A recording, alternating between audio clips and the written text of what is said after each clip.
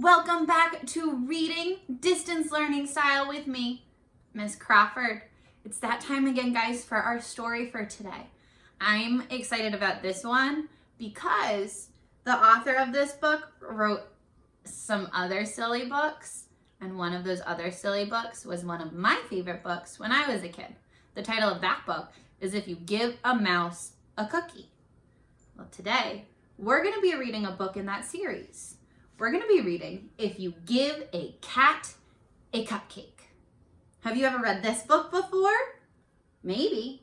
Have you ever read If You Give a Mouse a Cookie before? What about If You Give a Pig a Pancake? Or If You Give a Moose a Muffin? They're all really great. They're all really silly. I wonder if they're fiction or nonfiction. Would a mouse really ask for a cookie?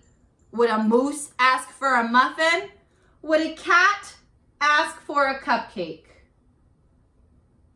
I don't think so. And I really don't think this cat is going to be teaching us any facts. So you think it's fiction or nonfiction?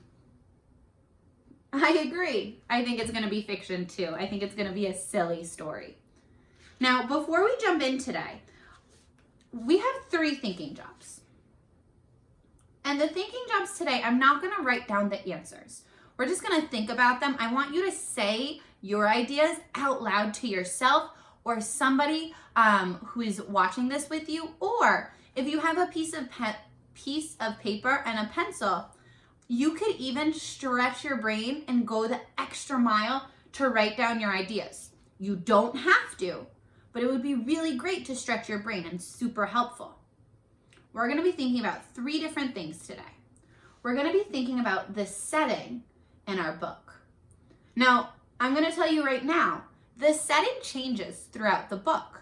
So we're going to stop every few pages and we're going to talk about what we think the setting is on those pages. Remember, the setting is where something is taking place, where our story is taking place. Remember, the setting of this video right now is here. I'm in my living room. The setting of where I am is my house in my living room. Just like the setting that you're in is probably your kitchen or your living room or maybe your bedroom, but you're probably in your house, right? So we're going to look at that on every few pages or so. We're going to think about the problem. Now, this problem is a big problem throughout the whole book. And then the third thing we're going to be thinking about is what would your solution be? Now, I don't think, this book, the problem doesn't end up getting solved. It's kind of a cliffhanger. It leaves us waiting on edge. We want to know what would happen, what should happen. So what would your solution be? What would you do to solve the problem in the book? All right, my friends, you ready? Remember your thinking jobs. Setting, problem, solution. Ready? If You Give a Cat a Cupcake, written by Laura Numeroff and illustrated by Felicia Bond.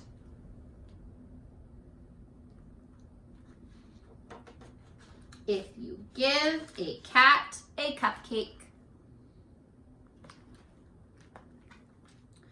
If you give a cat a cupcake. What do you think the setting of this page is? Take a look. I see a table. Looks like there's a salt and pepper shaker, some napkins. Where do you think they are? I agree with you. I think they're probably in her kitchen or her dining room where they eat food. Okay. If you give a cat a cupcake, he'll ask for some sprinkles to go with it. When you give him the sprinkles, he might spill some on the floor. Cleaning up will make him hot, so you'll give him a bathing suit and take him to the beach.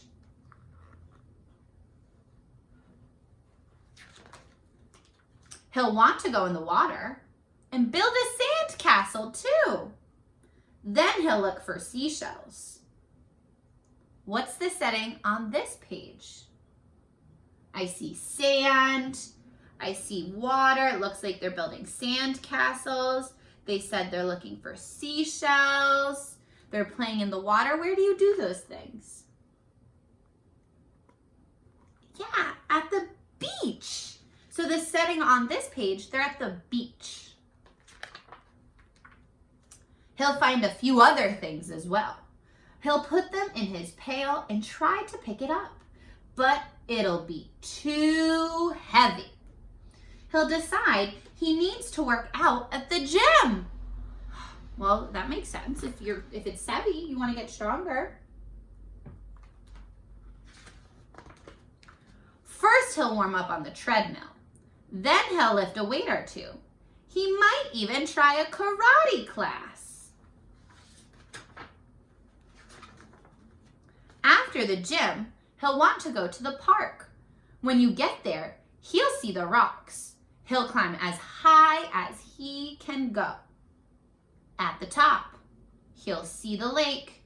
He'll want you to take him rowing. So have you noticed the problem that's happening?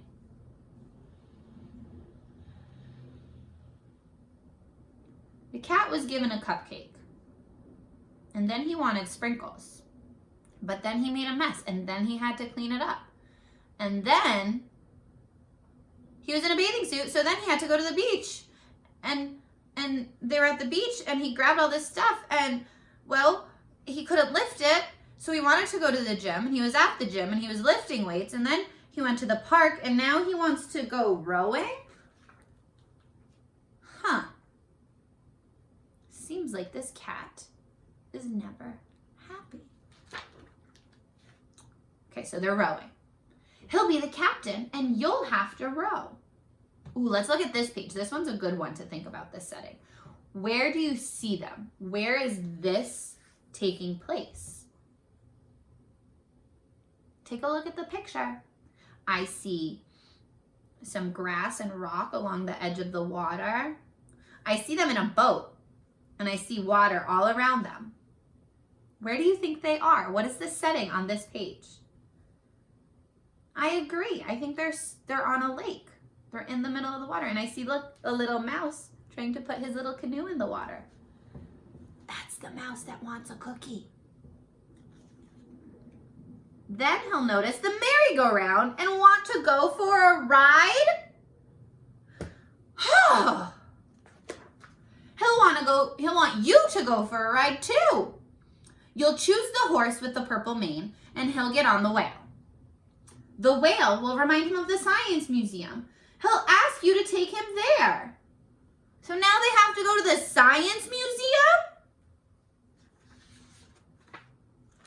First, he'll find the dinosaurs. Whoa. They must be in the dinosaur room. Then he'll visit the Hall of Apes. Whoa, look at all those apes. When the museum closes, you'll be the last to leave. On the way home, you'll pass by the beach. You'll help him gather all of his things. Then he'll want to race you. When you get home, he'll empty the sand from his shoes. He might spill some on the floor. Seeing the sand on the floor will remind him of the sprinkles. He'll probably ask you for some. He wants sprinkles now? Ah, geez, this cat. Have you figured out the problem? What is the problem in this book? What keeps happening? You're right.